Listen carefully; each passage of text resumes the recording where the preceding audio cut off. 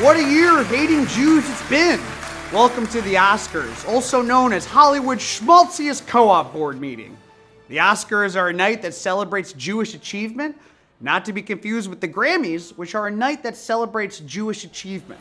Which not to be confused with the Tonys, which is a night that celebrates Jewish achievement.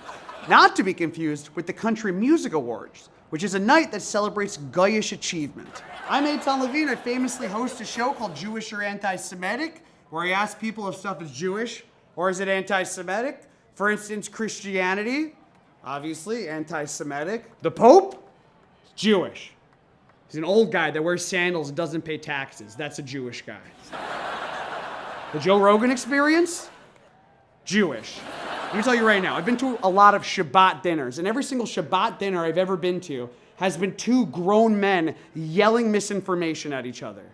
And that is the Joe Rogan Experience. It's been a big year for anti-Semitism, but also a big year for semi-Semitism, which is not anti-Semitic, but it's not anti-Semitic. For example, Prince Harry apologized for wearing a Nazi costume in his Netflix special. And I think I speak for every Jew when I say, I definitely forgot about that, but thank you. Listen, we know some of you are jealous of us. We know some of you secretly want to be Jewish, even though our entire community can be taken out with a single ounce of dairy.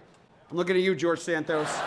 George Santos, if you don't know, is the Republican elected official who lied about being Jewish, and when he got caught, he said, I'm not Jewish, I'm Jew-ish. Which, in his defense, is the most Jewish way to say you're not Jewish. You can add ish to any word and make it Jewish. For instance, bacon, not Jewish. Bacon-ish? Okay, Jewish. Kevin Bacon-ish? That's a rabbi.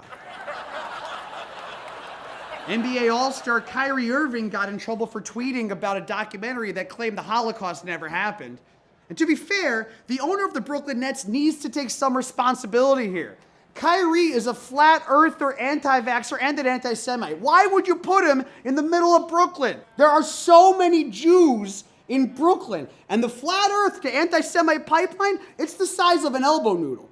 Nobody has ever said the earth is flat and the Jews got a pretty raw deal. While we're on the topic of people denying that they hate the Jews, Ilhan Omar said that she was unaware that there were tropes about Jews and money while defending her 2019 comments that Jewish groups were all about the Benjamins, baby. And of course they are. Jews love money.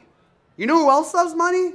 Everybody. Your mom loves money. Joe the gardener loves money. Pirates love money. You know who doesn't love money? Your annoying freaking cousin who did a semester at Sarah Lawrence and is now a self-proclaimed ethical communist.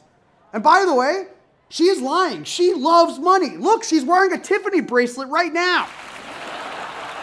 AOC went onto the Senate floor and said, how dare they kick Ilhan Omar off congressional committees but keep Marjorie Taylor Greene on them? And she is absolutely right. Neither of them should be allowed in DC city limits. Here's a lesson. If you think that Jews own space lasers, then you should not be in Congress. We don't own space lasers. We rent space lasers. It just makes more sense to rent space lasers. Whoopi Goldberg's been generally weird about Jews all year and also forever. She's been downplaying the Holocaust for years, and who better to judge the legitimacy of a Jewish genocide than a non-Jew who changed her name to the most Jewish name she could think of, all in a pathetic attempt to make it in Hollywood. That totally worked. Dang it, I hate it when that happens. Anyways, in other news, I'm changing my name to Giuseppe Pizza Pie in a desperate attempt to become the heir of the Olive Garden fortune. But it hasn't all been bad.